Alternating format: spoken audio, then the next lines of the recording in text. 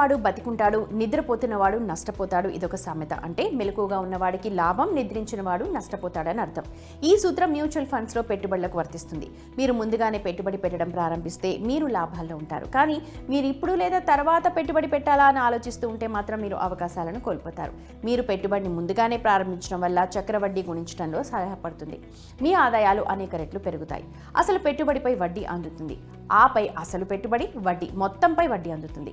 ఈ విధంగా వడ్డీపై వడ్డీని జోడించడం ద్వారా అసలు మొత్తం పెరుగుతుంది. సిస్టమాటిక్ ఇన్వెస్ట్మెంట్ ప్లాన్ లేదా ఎస్ఐపి ద్వారా మ్యూచువల్ ఫండ్స్లో ఇన్వెస్ట్ చేయడం ఆలస్యం చేయడం వల్ల మీకు ఎలా నష్టం వస్తుంది? 9 పాయింట్లలో దీన్ని అర్థం చేసుకుందాం. ముందుగా ఎస్ఐపి అంటే ఏంటో తెలుసుకుందాం. సిస్టమాటిక్ ఇన్వెస్ట్మెంట్ ప్లాన్ ఎస్ఐపి ద్వారా మీరు ప్రతి నెల ప్రణాళికాబద్ధంగా మ్యూచువల్ ఫండ్స్లో నిర్ణీత మొత్తాన్ని పెట్టుబడి పెట్టచ్చు. చాలామంది ఈక్విటీ పథకాల్లో సిప్ ద్వారా పెట్టుబడి పెడతారు. మీరు ఎస్ఐపిలో తక్కువ మొత్తంతో పెట్టుబడి పెట్టడం స్టార్ట్ చేయొచ్చు. అది గణనీయంగా పెరుగుతుంది. సిప్ ఎలా పనిచేస్తుంది? ఎస్ఐపి ప్రత్యేకంగా రూపొందించారు. మార్కెట్ పెరిగినప్పుడు మీరు మీ పెట్టుబడిపై తక్కువ యూనిట్లను పొందుతారు. మార్కెట్ పడిపోయినప్పుడు మీరు మరిన్ని యూనిట్లను పొందుతారు. ఇది మీ పెట్టుబడి ఖర్చుని సగటున అంచనా వేయడంలో సహాయపడుతుంది. మంచి రాబడికి దారితీస్తుంది. అయితే మ్యూచువల్ ఫండ్స్లో స్థిరమైన రాబడికి ఎటువంటి హామీ లేదు. వివిధ లక్షణాల కారణంగా మ్యూచువల్ ఫండ్లు పెట్టుబడికి అద్భుతమైన ఎంపిక ఉన్నాయి. మీరు పెట్టుబడి కోసం మీ ఎంపిక ప్రకారం సమయ పరిమితి, రిస్క్ ఎంపికను ఎంచుకోవచ్చు. ఈ లక్షణాల కారణంగా పెద్ద సంఖ్యలో పెట్టుబడిదారులు మ్యూచువల్ ఫండ్స్ వైపు ఆకర్షితులవుతున్నారు.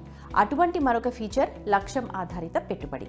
Voice invest CEO Hemant Rastogi mutual ఫండ్స్లో పెట్టుబడిని ముందుగానే ప్రారంభించడం వల్ల పిల్లల విద్య, పదవీ విరమణ ప్రణాళిక లాంటి దీర్ఘకాలిక లక్ష్యాలను సాధించడం సులభం అవుతుందని చెబుతున్నారు. ఇక ఈక్విటీ వంటి అసెట్ క్లాస్ ప్రయోజనాలను పొందాలంటే దీర్ఘకాలికంగా పెట్టుబడి పెట్టాలి.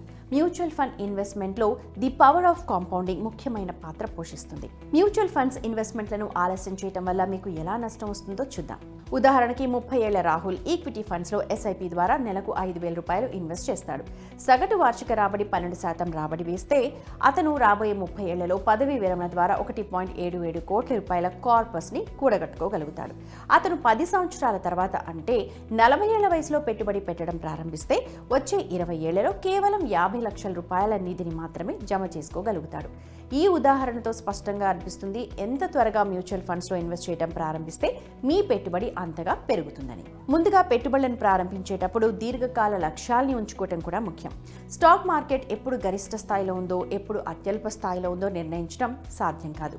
అటువంటి పరిస్థితిలో పెట్టుబడిదారులు 5 సంవత్సరాల కంటే ఎక్కువ కాలం పాటు పెట్టుబడి పెట్టడాన్ని పరిగణించాలి.